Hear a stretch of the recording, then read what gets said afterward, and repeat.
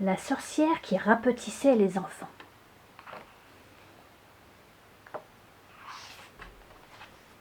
Il était une fois une sorcière qui s'appelait Pichenouille. Elle était bête et méchante.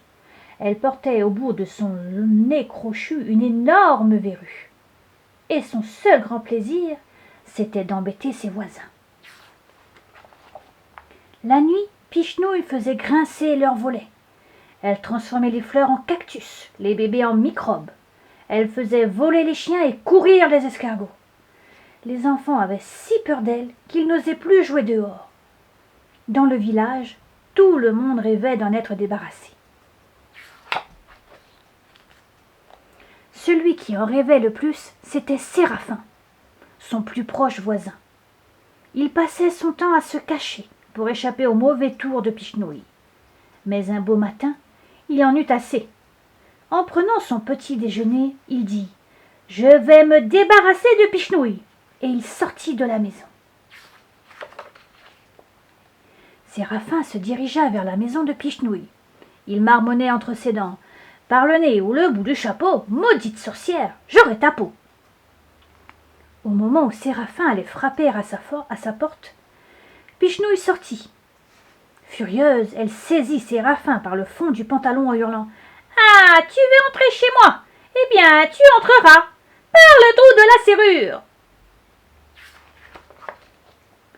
Paf! Dans un grand éclair, Pichenouille rendit Séraphin minuscule, aussi petit qu'une fourmi, pas plus gros qu'un moucheron. Puis elle lui claqua la porte au nez. « V'là !» Séraphin ne se découragea pas. Il escalada la porte et il entra, par le trou de la serrure. Hélas, le chat de Pichenouille l'aperçut. Il hérissa ses poils en crachant furieusement.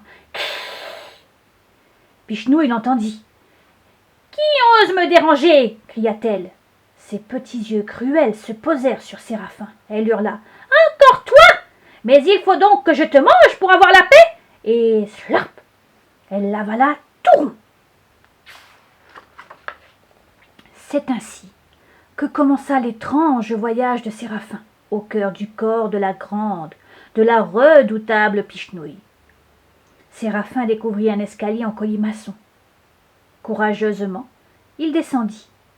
Il faisait sombre, les marches étaient glissantes. Séraphin s'accrochait aux parois pour ne pas tomber.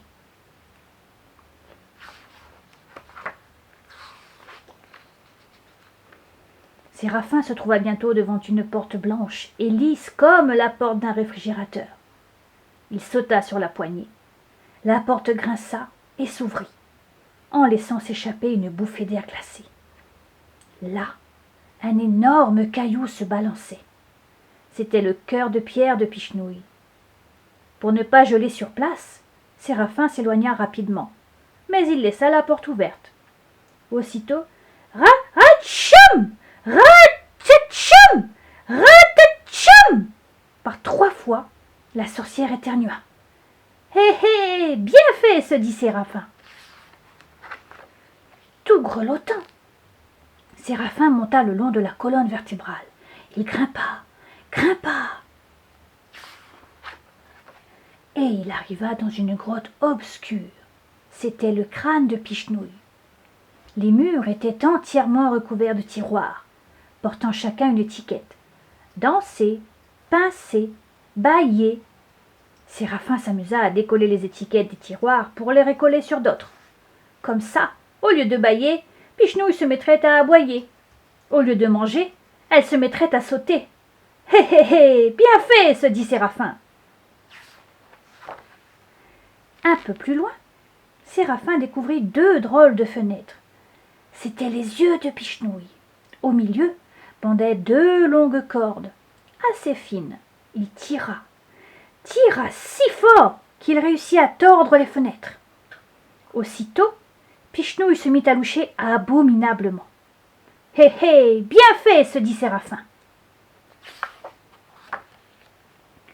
Satisfait, Séraphin chercha la sortie. Il courut dans un long tunnel. Il sentit un petit vent frais, comme un courant d'air. La sortie n'était pas loin. Enfin, il fut dehors. Il se pencha. Malheur! Il était au bord de l'oreille de Pichenouille. Il fut pris de vertige. Il ne pouvait pas sauter de si haut. Il allait se fracasser par terre. À ce moment, Pichenouille, qui n'y voyait plus rien, tellement elle louchait, se cogna contre un mur. Boum! Le pauvre Séraphin perdit l'équilibre et tomba. Heureusement, il se rattrapa de justesse au nez crochu de la sorcière. Il s'accrocha de toutes ses forces à l'affreuse verrue. Soudain, il entendit un clic. La verrue s'enfonça, comme un bouton sur lequel on appuie. Sans le savoir, Séraphin venait de découvrir le point faible de Pichenouille, le bouton rétrécisseur. Dans un grand éclair, la sorcière se mit à rapetisser. Elle devint minuscule, aussi petite qu'une fourmi, pas plus grosse qu'un moucheron. En même temps, Séraphin grandit, grandit, grandit. Lorsqu'il eut retrouvé sa taille normale, il regarda la minuscule Pichenouille à ses pieds. Séraphin se pencha. Il la prit dans ses mains et décida de l'emmener dans son jardin pour l'installer sur une feuille, tout près d'une petite chenille affamée. Lorsque sa maman le vit au bout du jardin, elle se précipita pour le serrer dans ses bras. Ils s'assirent sur un banc, et Séraphin lui raconta son étrange voyage au cœur du corps de la grande, de la redoutable Pichenouille. À leurs pieds, une petite chenille bien rondelette les écoutait.